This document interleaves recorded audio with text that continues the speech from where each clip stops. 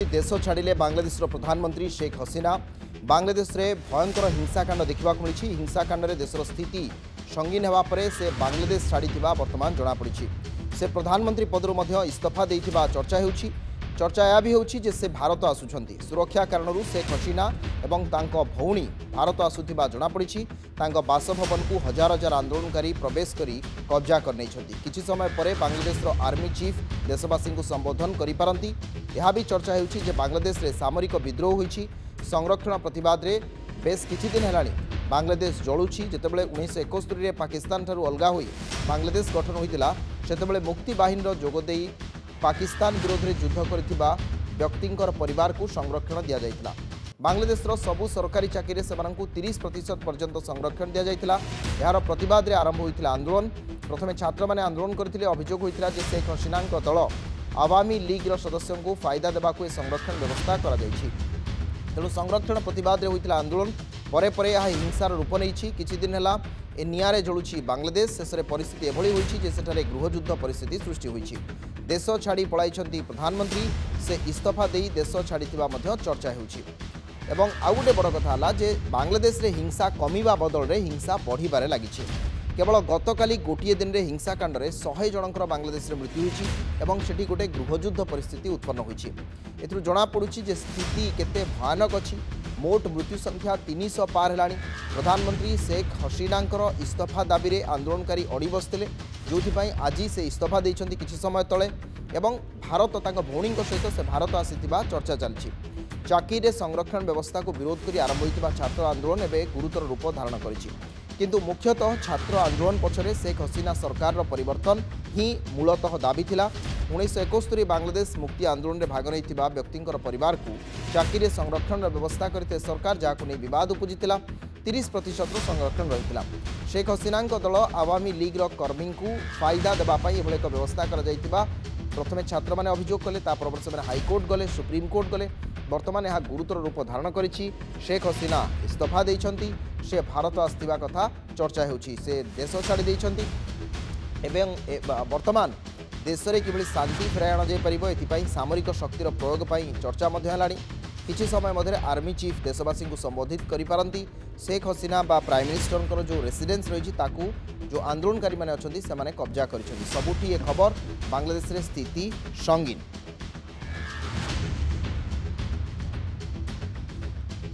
Phone आमे खूब शीघ्र ए संपर्क में चर्चा करिबा। जो बड़ सूचना वर्तमान समय आछि मु आपनकु ट्विटर बा एक्स रु किछि अपडेट्स मध्ये संपर्क दवा पई चाहूची जे बांग्लादेश रो स्थिति वर्तमान किभली आपण प्रथमे देखिले पाकिस्तान रो स्थिति ता पूर्व देखिले अफगानिस्तान रो स्थिति वर्तमान आपण देखुचंती बांग्लादेश रो स्थिति या पूर्व श्रीलंका रो स्थिति मध्ये आपण देखिथिले। गोटिए परे गोटिए Sheikh Hasina has resign from her PM post जहां local media of the Bangladesh reports from Dhaka. People of Bangladesh have gathered on the streets to celebrate their protest demand for Sheikh Hasina to leave Dhaka. एवं से ढाका छाड़िथिबा चर्चा होउछि। Bangladesh PM Sheikh Hasina has reportedly resigned and fled the country amid escalating violence and protests demanding her resignation. सबुठी आपण देखिबे पूरा बांग्लादेश रो खूब जोरदार चर्चा। India's border security force BSF issues high alert along Bangladesh border। 55 second तले सूचना आसुछि। बांग्लादेश बॉर्डर रे हाई अलर्ट जारी करा जाइछि भारत सरकार पक्षर हाई अलर्ट कारण ये सूचना भी आसुछि कारण जो माने सीमांतवर्ती अंचल अच्छी से माने भारत मध्य को मध्य प्रवेश कर जाई पारंती कारण जो माने उपद्रवकारी अच्छी हिंसाकारी अच्छी से माने कोनोसी मुहूर्त रे भी किछि भी कांड भी आई पारंती। ए परिस्थिति रे बांग्लादेश रो अपडेट वर्तमान निर्भर करुछि बांग्लादेश रो सेना उपरे कारण सेठी शेख हसीना से निजे इस्तीफा देइछंती एवं देश छाड़िथिबा कथा चर्चा चलछि।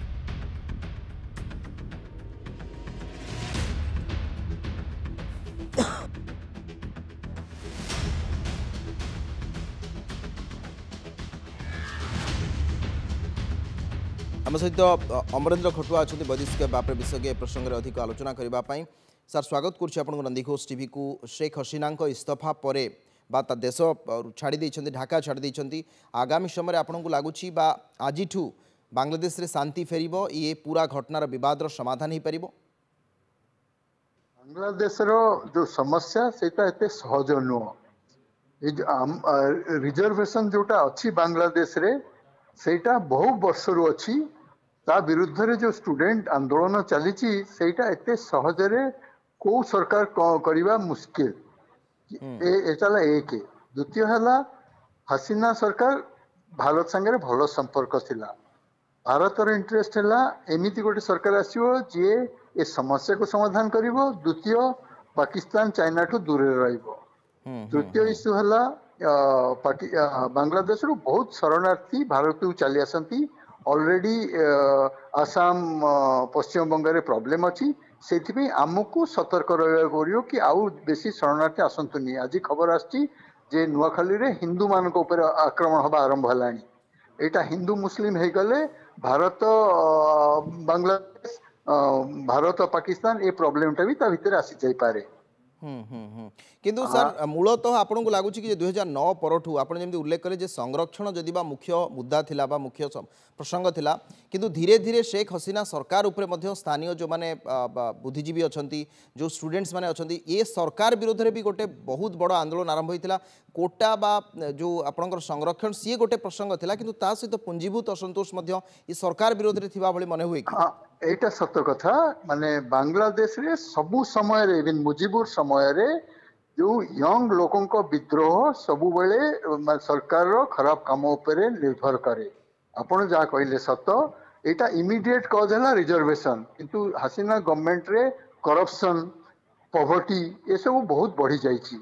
तापर जो अपोजिशन अच्छा से भोट रे जितिलेनी से कहते जे इलेक्शन टा मैनिपुलेटेड थिला सेमानकर मध्य सपोर्ट अच्छी स्टूडेंट मूवमेंट सांगे ए सब मिसला परे हसीना का अगेंस्ट रे एकटू बहुत फोर्स एकाठी छन। सर मोर शेष प्रश्न रहिबा आपण देखंतु प्रथमे अफगानिस्तान तापरे पाकिस्तान तापरे श्रीलंका एबे बांग्लादेश आमे 2-3 वर्ष तले संभवतः जहाँ चिंता करुले अमेरिका इलेक्शन पर 2020 कोविड पर एबे भारतर पड़ोसी देशगुड़िकर स्थिति जहाँ आगामी समय यार गोटे बड़ प्रभाव अर्थनैतिक स्थिति उपरे गोटे सामाजिक अभिवृद्धि उपरे ये आमे गोटे अति भयंकर मांदावस्था बा सेही भली गोटे अस्थिरता आड़कू जाउछंती कि भूटान छड़ा प्रति देशर इकोनॉमी एबे गुरुतर भावे माने असुस्थ कहले चलिबो अंतर्जातिक स्तर रे।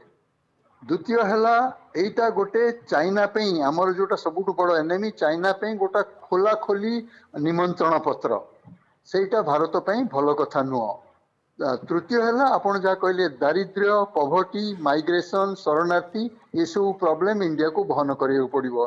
सेथिबे एही समय है इंडिया केमिति अमेरिका यूरोपियन यूनियन ए समस्त को नहीं गोटे स्ट्राटेजी बनइबो।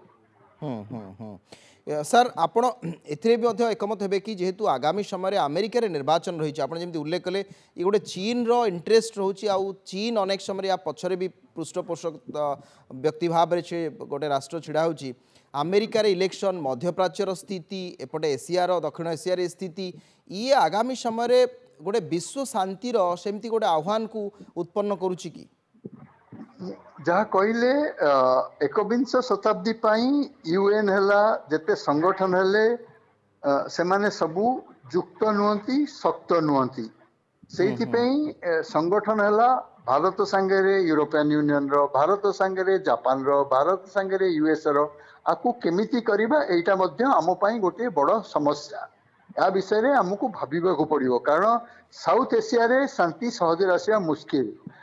श्रीलंका मालदीव्स बांग्लादेश पाकिस्तान एटा इकोनॉमी पूरा भांगी गलानी Nepal completely dependent China card खेलुची इंडिया संगे यही समय रे इंडिया को मीडियम टर्म लॉन्ग टर्म भाबिबा पड़िबो।